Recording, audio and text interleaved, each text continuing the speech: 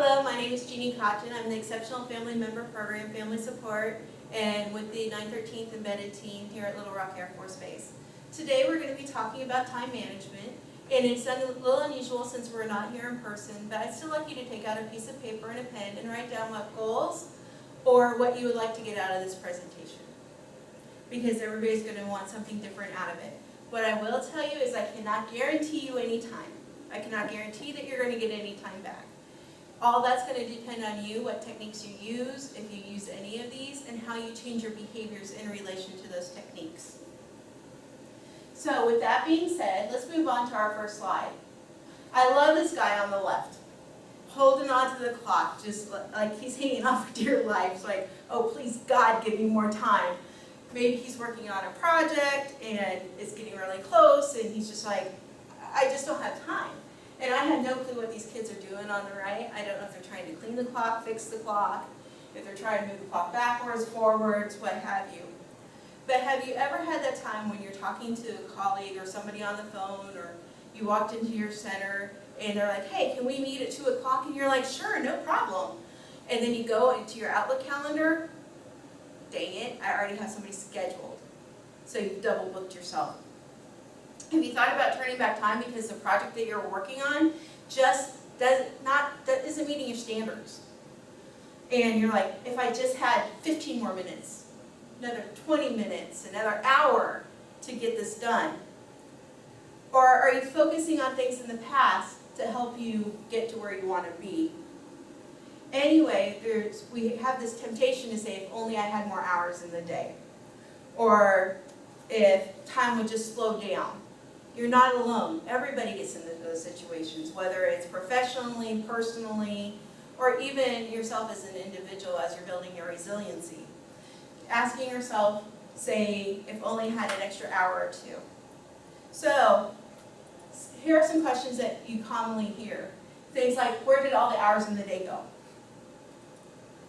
Why am I always on the go and tired? And why can't we have more hours in the day? Have you ever asked yourself those questions? I want to challenge you a little bit. Instead of asking yourself those questions, start changing your perspective and ask, okay, so what did I do with the hours I had in the day? Why am I always tired? What did I do that made me tired? Why can't I have more hours in the day? Well, unless somebody starts changing with time and says our concept of time just is like totally wrong, you're never going to get more hours. It's going to be 24 hours a day. Hate to tell you that. So one helpful technique in answering these questions and looking is to do a tracker. There are several apps out there where you can do tick marks and things like that to keep track of your time and what you're doing with that time. However, some people don't like apps like that, and just a pen and paper, and you write down, hey, it took me this much time to get ready. It takes this much time for my commute. I spend this much time in email. Whatever's going on, whether it be, again, in your professional or your personal life. The bad news is, I can't create more time. Unless there's a time machine out there that I'm unaware of, we're not going to get more time. It's like those old Rolex commercials. I'm going to date myself a little bit here. It takes a licking but still keeps on ticking. No matter what, time will keep marching on. It will still keep going, no matter how much we want to freeze it, stop it, rewind it. However, the good news is how you react to the hours in the day, what behaviors you engage in. You can find ways to manage your day, and in managing your day in different ways, that's maybe the way that you will get some time back. So, like I said, there's always time. There will always be time. If you didn't finish something by the time it was due, it's because you didn't consider it urgent or perhaps enjoyable enough to do.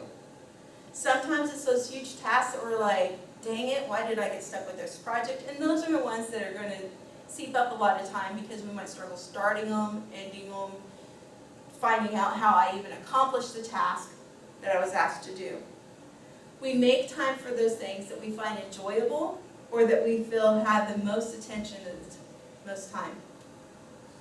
So there are also times where we're like, hey, maybe I can squeeze in that last fishing trip before it gets cold. Or maybe I can stop by the store and pick something up. And as I stop by the store, next thing you know, it's 20, 30 minutes to an hour later before I leave that store. Days always fill up faster than you expect. I love the sand glass picture because you have the sun and time's just going. I had a grad school professor tell me once that while the days are long, the years are short. And that's true, especially in recent times when we're going through COVID-19. How many of you feel that your day is just dragging on? But then you look at the calendar and you're like, whoa, how did we get through the months of April and May? I don't know about you, but sometimes I have good days and I have bad days. And there's days I look at my calendar and I'm like, okay, this is going to be a fantastic day. I have time to get everything done. Then I step in the office and there's email, there's a message waiting for me, and or saying hot, hot, hot, and all of a sudden my day is just blown out of the water. Make sure, even on those days, that you're scheduling yourself 5 to 10 minutes in between appointments. It's tempting, especially if you're in a customer service environment, to fill those 5 to 10 to 15 minutes, that buffer cushion between appointments, but you're going to need those times to take a deep breath, reset or refocus before you go on to the next topic. So, you get more done when you're in the success zone. What the success zone is depends on you. What is success to you? Is it clearing your to-do list that day? Is it maybe just getting one item accomplished off the to-do list? Have you had those days where you're just staring at your computer, willing it to do the work for you, or willing it to tell you what you need to do? Or better yet, you get that little blue circle of death that just keeps circling around and around? Or you get up late and convince yourself, yes, I really do need to go to work today? A friend of mine just recently posted on Facebook that, and I don't want to misquote her, my teacher skills are at 0% today. Yes, she's a teacher of high school shop students. I spent 6 hours in my chair in my office, and I'm honestly not sure I did anything productive. 6 hours in a chair and not sure she did anything productive. Do you think she was in the success zone? It's okay to have those days, because we're all going to have those days where we're just not into it, but we're going to also have those days where, okay, everything is great. I'm hard charging up that hill. Nothing's going to stop me. The train's on track.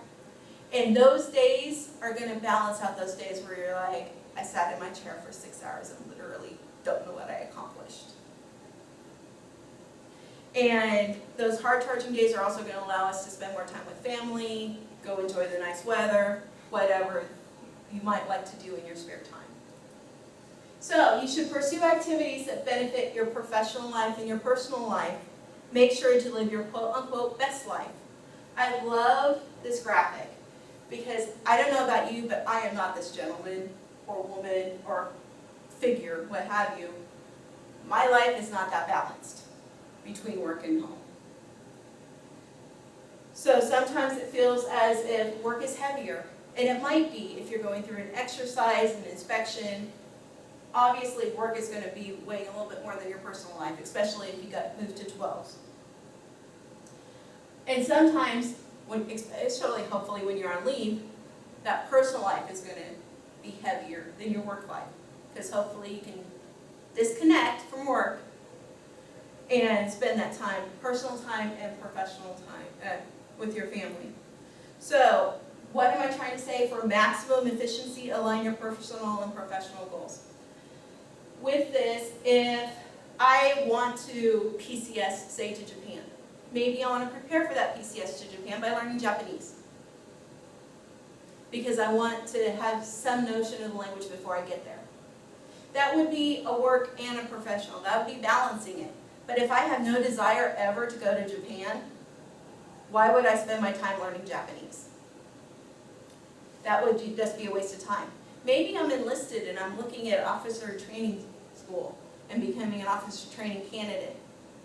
Then what am I doing with my time, taking classes, finishing my CDCs, what have you, in order to set myself up for a great package in order to attend OTS? The more that we spend time on items that seem tedious to us, but we feel that we need to do, and the more hours we spend doing that, pushing ourselves, sometimes we push ourselves to the point of burnout. I can tell you I have been this figure, where I have endless nights worrying about a project that I'm doing, and with those sleepless nights, then the next day at work, I'm sort of useless because my brain's not functioning right. But even if you're incredibly driven, you need to take time for relaxation, or else your exhaustion will catch up with you and make you less productive. Prior to coming to Airman and Family, I worked at a different location, and we had a major no-fail inspection coming up. I literally worked 31 days in a row, 12 to 14 hours a day. There was maybe one day I worked 5 hours. My husband was not happy with me. He told me I was tired and cranky, and he used a few other choice words. But that's because I was burnt out. I didn't realize it because I was focused on the goal, not focusing on what was going on with myself. Granted, there are going to be times, like I said, that you have those 12-hour shifts. But if you're not on 12s, don't work like you're on 12s. Find that good stopping place for yourself and say, you know what, it is time to go. I can pick this up and resume it tomorrow. Make sure that when you do that, that you're finding those things that you find enjoyable, whether it's going and working out, reading a book, the newest video game, fishing, what have you, or just spending time with a good friend. So this poor lady, heaven love her, multitasking can kill your focus. I'm not sure what she's actually focusing on in this picture. Is she focusing on her cell phone? Is she focusing on her tablet? What's she even working on? There's a diagram in the back. Studies have found that the more that you multitask, the more it exhausts your brain. So a study by the University of Pittsburgh and Columbia says it takes 120 milliseconds to switch between thoughts and projects. So for going from her cell phone to her tablet is 120 milliseconds. So, okay, what's that time out to? It times out to double clicking a mouse. So she has 3 things going on up there. She click, click, click, click, click, click, click, click, click. And if you're constantly doing that, imagine how exhausted your brain is. So going back to that, why do I always feel tired? Maybe it's because I'm multitasking and I've worn out my brain. So when you have come up with big decisions, sometimes you're going to have to slow it down, multitask, in order to make the best effective decision for your organization. And be careful of any distractions. So good thing is distractions can be controlled.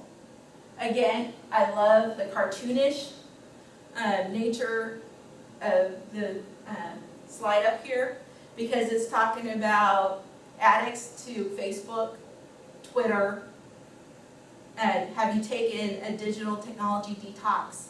Are you unplugging? Are you putting your phone down and staying away from it? Are you managing your email, taking time to reflect and review on what's going on around you? I don't know about you, but if you bring a baby or a cute puppy into my office, that's a distraction for me. I'm going to stop what I'm doing and focus on that, because that's something that makes me happy. But the more time I take from those distractions, the more I'm going to start putting myself into a time crunch. Or have you been there, you're waiting for a program to load, or here recently email, and it's just sitting there and sitting there and sitting there. You're like, okay, I'm tired, so you pick up your phone and start answering text or Facebook messages, and the next thing you know, oh, wait a minute, when did that ever come back up on my screen? When was it ready for me? And you're totally wasted time. To help control distractions, split the work into under 25-minute periods if you can. And then give yourself 5 minutes breaks in between. Sometimes you have to find software that prevents you from logging onto Twitter, logging onto Facebook, to make sure you don't distract yourself. Another thing, especially with people teleworking right now, I have a friend who's a family child care provider, and she had 6 kids in her home, and her husband was teleworking 2.5 days a week. And he started complaining because the kids, his own kids, would come in at times that he was on a Zoom call or something like that. So she got a little stop sign, put it on the door. If the stop was up, the kids couldn't go in. If it was green, they could go in. And that seemed to work for the kids, didn't disturb it. Then she found out her husband was disturbing her out in the living room when she was trying to do the virtual schooling. So she gave him a little sign on his side, stop and go as well. So there are little tricks that you can come up with in order to control those distractions. Email is one of the biggest distractions we have, and text from people. Sometimes we need to give ourselves the time to say, you know what, I'm only going to check this once an hour. I had a colleague at a former base that actually would shut down his Outlook and he'd pull it up once an hour. So we knew if it was something hot, we'd have to pick him up and call him. Accomplishing something small is the best way to get working. So say that you're starting on a project and maybe your first project is to get into this river here and start swimming. Identify what the project is. Then you start climbing, who has to be involved in it, and then eventually you work yourself up. But meanwhile, you're making small accomplishments along the way, and as you make the small accomplishments, it helps go towards making things easier to do because you're making that momentum. You're not just sitting there spinning your wheels. This is another graphic that I love. Good enough and done always beats perfect because perfect never gets done. I will be honest with you, even this time management presentation, I labored over it. I kept rethinking things, which slowed me down because I'm like, okay, I really want to make sure that I'm hitting on a bunch of different things, but it's never going to be perfect. General George S. Patton once said, a good plan executed now is better than a perfect plan executed next week. Let me repeat that. A good plan executed now is better than a perfect plan executed next week. I think there's a lot of truth to that statement. Maybe what we thought was perfect in the end wasn't going to be perfect because I don't know about you, but I haven't come up with anything that's perfect. And sometimes it's the plan now and the way that we engage that plan saved us time. That's why we have SWOT analysis.